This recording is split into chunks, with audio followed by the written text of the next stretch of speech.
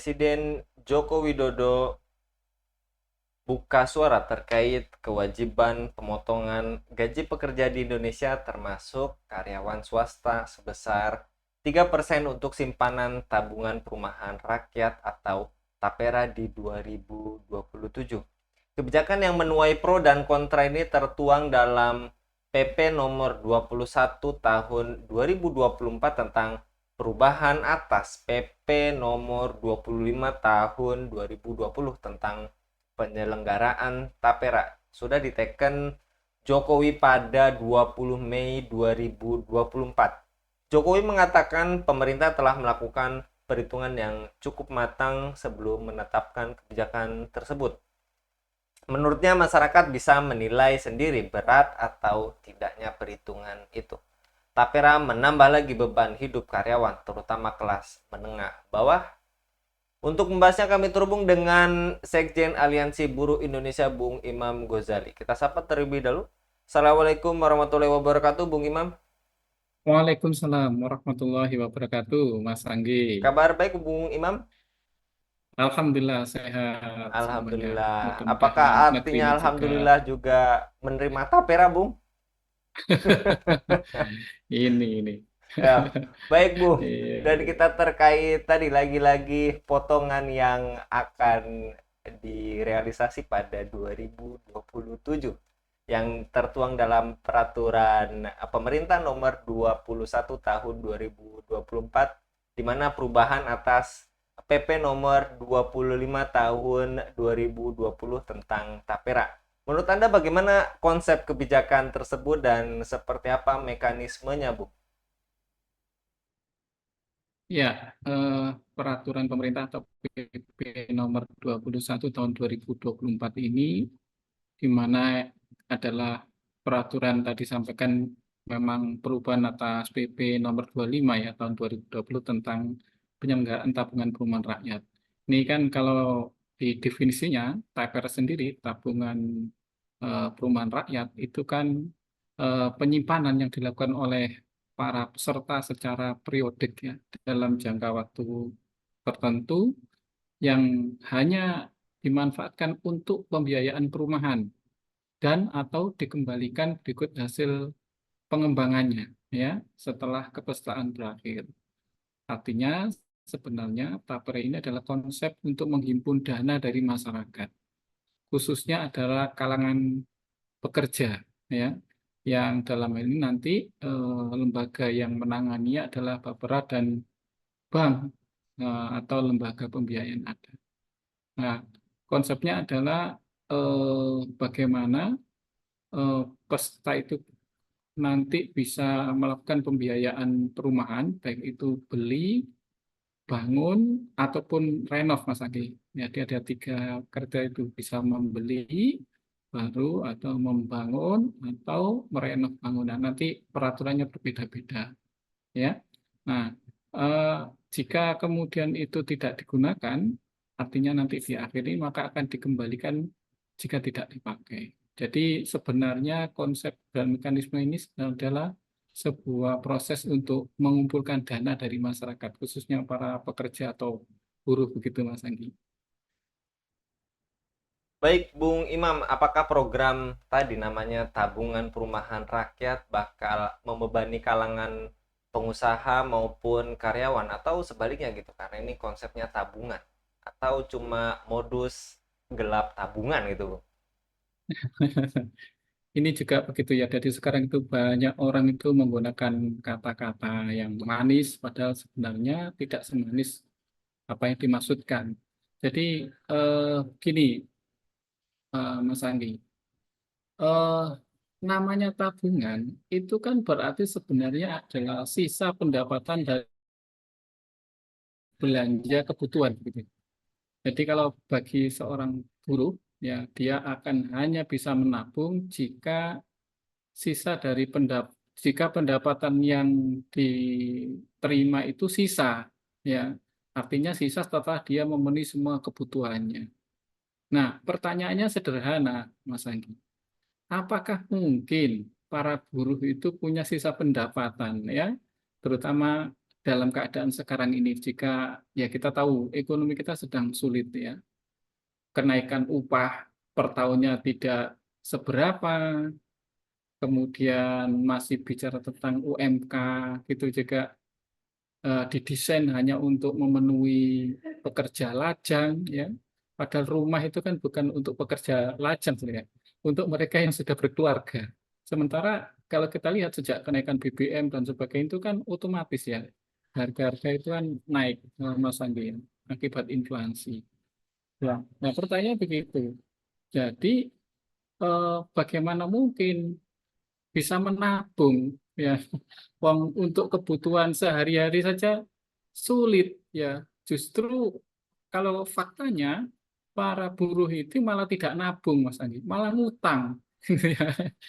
Malah ngutang lah kan luar biasa kalau kemudian orang yang selama ini hidupnya itu ngutang malah kemudian diutangi, artinya disuruh nabung yang kemudian nanti uang tabungannya kan dipakai untuk yang lain kan gitu ya oleh pihak lain gitu. Jadi orang sudah ngutang diutangi ya. Itu bagi para buruh. Terus kemudian tidak semua buruh itu sudah punya rumah, Mas. Tidak semua buruh itu tidak punya rumah. Ada juga buruh itu yang sudah punya rumah, meskipun mungkin sederhana ataupun warisan dari orang tua dan sebagainya gitu. Nah, yang sudah punya rumah ini bagaimana? Berarti kan uangnya itu ngendap di situ. Sementara kalau uang itu ada di tempat dia, dia bisa gunakan untuk usaha lain yang lebih baik. Jadi, Mas Anggi, kita bisa menyimpulkan, jadi ini sebenarnya adalah menurut kita ini kebijakan yang kejam. Meski dibalut dengan kata-kata demi masa depan. Masa depannya siapa? Wong, jangankan masa depan, masa besok atau hari ini saja kita masih mikir besok makan apa dan sebagainya. Nah, itu bagi buruh ya Mas Andi. Nah, bagaimana dengan bagi pengusaha? Kan di situ ada peraturan di mana memang dipungut 3%, yang 0,5%-nya kan diambilkan dari kewajiban perusahaan atau pengusaha. Nah, penambahan kos apa namanya pemotongan eh, pewajib kewajiban mewajibkan para pengusaha atau perusahaan untuk menyetorkan 0,5% dari gaji itu kan berarti sama dengan menambah kos, menambah biaya, dan bagi para pengusaha penambahan kos itu berarti sama artinya dengan mengurangi keuntungan. Nah, apa yang terjadi kalau kemudian keuntungannya itu berkurang? Maka pengusaha pasti mencari cara bagaimana supaya keuntungannya tidak kurang. Maka apa yang dilakukan pengusaha? Maka dia akan mencari pengganti kenaikan kos itu, kenaikan biaya itu. Dan beberapa pos akan dia teliti, termasuk yang paling terancam adalah nanti pos terkait dengan kesejahteraan buruh. Ya, kesejahteraan buruh. Ya, itu kalau karena dia berpikir bahwa ini kan biaya untuk buruh, berarti akan saya ambilkan dari pos anggaran yang memang diperuntukkan untuk buruh, termasuk diantaranya adalah kesejahteraan buruh di perusahaan itu. Macam-macam, mulai insentif, mulai nanti sarana prasarana yang membuat kesejahteraan buruh itu ada, misalkan kayak katakanlah kamar kecil dan sebagainya, tempat istirahat dan sebagainya, itu kan semua kan bicara tentang pos kesejahteraan buruh. Nah, apa jadinya kalau kemudian pengusaha itu mengurangi eh, mengambil pos dari anggaran kesehatan guru itu untuk digunakan dalam rangka dia memenuhi kewajiban untuk tapera. Yang terjadi adalah ya kesejahteraan buruh semakin menurun di perusahaan tersebut. Nah, ini yang kita khawatirkan, Mas Agi. Baik, Bung Imam, dan kalau dari catatan Anda, apakah tapera ini tidak realistis atau tadi dengan balutan demi masa depan, atau ini lebih condongnya demi masa depan para pejabat, anggota keluarganya, anak cucu, dan kroni-kroninya? Dan apakah perlu ditolak karena tidak pro rakyat, Bung Imam? Ya, jadi sebenarnya orang awam itu sudah bisa membaca itu, Mas Agi, bahwa sebenarnya kita semua tahu pemerintah itu kan sekarang sedang kesulitan dana. Ya, sudah utangnya banyak, program instruktur seperti IKN juga membutuhkan biaya. Maka dia perlu mencari sumber dana baru. Dan kemudian yang terbetik di pikirannya adalah ada yang bisa diincar. Siapa? Para buruh atau para pekerja. Ya, maka kemudian salah satu di antaranya keluarlah kemudian ide untuk apa namanya me- apa namanya membuat peraturan baru sebagai pengganti dari peraturan PP yang lama. Artinya nanti apa? Semua pekerja akan dilibatkan. Jadi kalau PP yang lama lebih banyak melibatkan para ASN, ya maka PP yang baru ini semua buruh akan dijadikan sasaran. Dan siapa yang terlibat dan diuntungkan? Ya tentu saja kita lihat pengelola Bapera. Siapa itu? Di antaranya ada pihak-pihak sana, ada pihak bank, pengusaha infrastruktur, dan kita semua tahu bahwa siapa pemilik bank dan siapa pemilik perusahaan-perusahaan infrastruktur tidak lain adalah mereka para konglomerat, para kapitalis. Nah, ini sebenarnya rakyat awam sudah tahu. Nah, jadi apakah kemudian ini realistis atau tidak? Ya kita menyebut bahwa memang sangat tidak realistis dan harus ditolak karena jelas keadaan ekonomi buruh sedang sulit, tidak semua buruh itu butuh rumah. Sekarang itu bahkan mereka butuh makan, butuh kesehatan dan sebagainya. Dan itu dulu kan gitu ya. Kalau tidak bisa makan, tidak sehat kan gitu ya. Eh, apa namanya? Bagaimana memikirkan rumah gitu. Kemudian tadi saya sampaikan buruh khawatir, Mas Anggi, bahwa pengusaha nanti itu akan mengalihkan beban pembiayaan yang diwajibkan pada perusahaan dengan mengurangi pos kesejahteraan buruh. Oleh karena itu, ini harus ditolak. Ya, oleh karena itu kita harus mengingatkan kepada pemerintah bahwa kewajiban mereka sebenarnya memenuhi kebutuhan pokok perumahan. Jadi kewajiban memenuhi kebutuhan pokok perumahan itu ada di tangan negara. Jangan dikembalikan lagi kepada rakyat. Gitu. Kalau tidak sanggup melayani rakyat, ya jangan jadi pelayan rakyat. Gitu. Nah ini. Kemudian yang kedua, kita harus sudah mulai sadar bahwa kita harus segera menghilangkan mental makelar begitu, di dalam memimpin negeri ini. Bahwa pemimpin negeri ini seorang pemimpin itu pelayan, ya, bukan makelar yang dimana untuk meraih keinginan mereka dilakukan dengan memanfaatkan harta milik rakyat untuk kepentingan kapitalis. Jadi makelar antara hartanya rakyat untuk kepentingan kapitalis, ya. Nah, ini yang perlu kita ingat kepada pemimpin negeri kita ini bahwa dia pemimpin pasti akan diminta pertanggungjawaban kelak, kan gitu. Nah, ini yang harus apa namanya difahami oleh para pemimpin.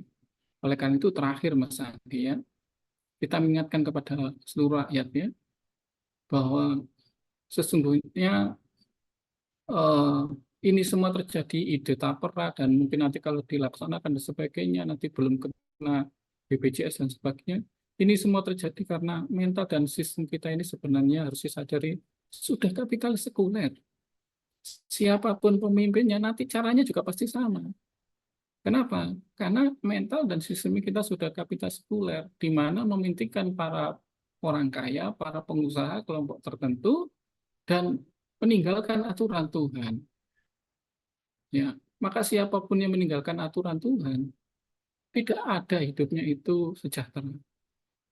Khususnya bagi kaum muslimin ini, Mas Andi, kita ingatkan bahwa tapera itu sama dengan melanggengkan sistem riba. Ya, karena siapapun yang ini menggunakan tapera ketika dia butuh pembiayaan untuk beli rumah, bangun rumah atau renov rumah, kan nanti akan dikenakan bunga. Ya, dan itu riba. Kemudian siapapun yang kemudian menabung di situ, itu kan memang akan dapat dana pengembangan. Bagaimana mungkin kita bisa menerima dana pengembangan yang berasal dari riba? Bahkan, nah kita sudah semua tahu, kalau riba sudah merajalela, maka hilanglah keberkahan. Negeri ini kaya, tapi kenapa kok banyak masalah dan sulit? Salah satu di antaranya karena keberkahannya hilang. Nah ini yang perlu kita ingatkan kepada rakyat Indonesia, khususnya kaum muslimin. Dan terakhir, yang berpesan pada semuanya, kita itu harusnya sudah bosan dengan keadaan yang sekarang ini. Ya, keadaan yang penuh dengan keruwetan, penuh dengan masalah, kesejahteraan tidak ada, dan sebagainya. Bahkan kehormatan juga sudah tidak. Maka marilah kita kembali harusnya kepada sistem yang dibuat oleh Yang Maha Adil. Jadi hidup ini kalau eh, ingin adil, maka aturannya itu juga adil. Nah, pelaksananya juga adil. Nah, aturan yang adil itu hanya bisa apa namanya kita dapatkan dari Zat yang Maha Adil, yakni Allah SWT. Artinya, marilah sudah saatnya kejadian-kejadian ini menyadarkan kita untuk kembali kepada sistem Islam. Begitu, Mas Anggi. Baik, jazakallah Bung Imam untuk pemaparannya pada kabar petang kali ini. Mudah-mudahan menjadi bahan renungan kita bersama dan kita mendoakan mudah-mudahan Bung Imam senantiasa dilindungi oleh Allah Subhanahu wa taala dalam setiap aktivitasnya. Demikian pemirsa Hilafah News yang dirahmati Allah, jangan lupa untuk subscribe, like, dan share sebanyak-banyaknya. Semoga menjadi kebaikan bagi kita semua di dunia dan di akhirat nanti. Saya Anggi Suwarna diundur diri. Assalamualaikum warahmatullahi wabarakatuh.